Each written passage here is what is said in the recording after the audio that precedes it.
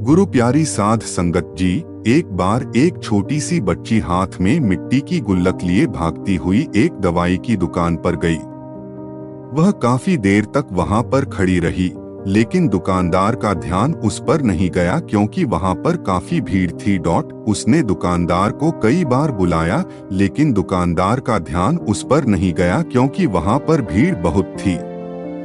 फिर इस बच्ची को गुस्सा आया और अपने मिट्टी की गुल्लक को वहीं काउंटर पर जोर से रख दिया। इसके बाद दुकानदार और वहां पर खड़े सभी लोग उसे बच्ची की तरफ देखने लगे। दुकानदार ने उसे बच्ची से पूछा कि बेटे आपको क्या चाहिए? तो वह बड़े ही भोलेपन से बोली, मुझे एक चमत्कार चाहिए। यह सुनकर दुकानदार को कुछ समझ में नहीं आया और ना ही वहां पर खड़े लोगों को कुछ समझ में आया। सभी उसकी तरफ देखने लगे। फिर दुकानदार ने उससे कहा कि बेटे चमत्कार तो यहाँ पर नहीं मिलता है।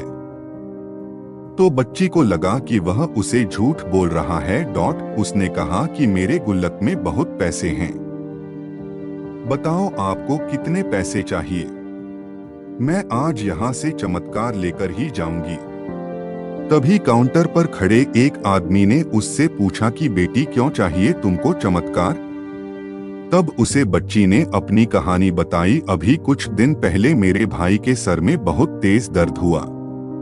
मेरे पापा मम्मी उसको हॉस्पिटल ले गए। उसके बाद कई दिन तक मेरा भाई घर नहीं आया। मैंने बहुत बार अपने पापा से पूछा, लेकिन उन्होंने मुझे कुछ नहीं बताया। वो बार बार यही बोलते रहे कि वह कल आ जाएगा, लेकिन वह अभी तक घर नहीं आया है। तभी मैंने देखा कि मम्मी रो रही थी और पापा उनसे कह रहे थे कि हमारे बेटे के इलाज और दवाइयों के लिए जितने पैसे चाहिए उतने पैसे मेरे पास नहीं हैं। अब उसको कोई चमत्कार ही बचा सकता है।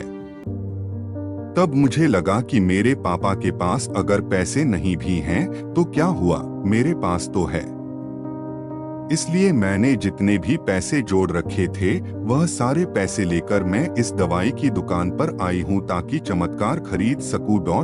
फिर उस आदमी ने बच्ची से पूछा कि कितने पैसे हैं तुम्हारे पास?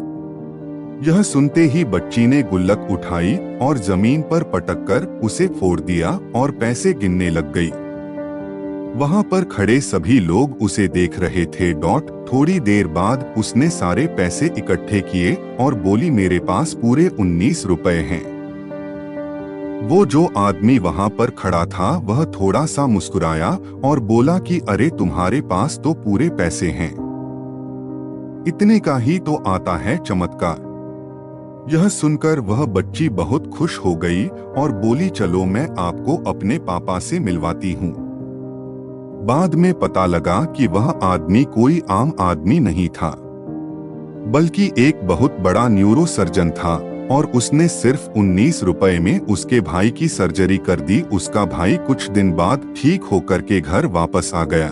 फिर कुछ दिन बाद वह बच्ची, उसका भाई, उसके पापा और मम्मी चारों एक साथ बैठे हुए थे और बात कर रहे थे। तभी उसकी मम्मी ने उसके पापा से पूछा कि अब तो बता दो यह चमत्कार आपने किया कैसे? तब उन्होंने अपनी बेटी की तरफ देखकर कहा, चमत्कार मैं नहीं, इसने किया है। तो यहाँ पर एक बहुत बड़ी सबक है जो हम उस छोटी सी बच्ची से सीख सकते हैं। जिंदगी में कभी कभी ऐसा होता है कि हमको कोई रास्ता नजर नहीं आ रहा होता है और हम लोग हिम्मत हार जाते हैं। तब हमारे अंदर एक बच्चा होता है जो कोशिश करने से कभी पीछे नहीं हटता है। वह हार मानने को तैयार ही नहीं होता है क्योंकि उसको ना शब्द समझ नहीं आता है। वह बच्चा जिसके लिए कुछ भी नामुमकिन नहीं है कि क्योंकि वह हर हाल में कोशिश करता ही रहता है। हम आशा करते हैं कि आपको यह पसंद आई होगी।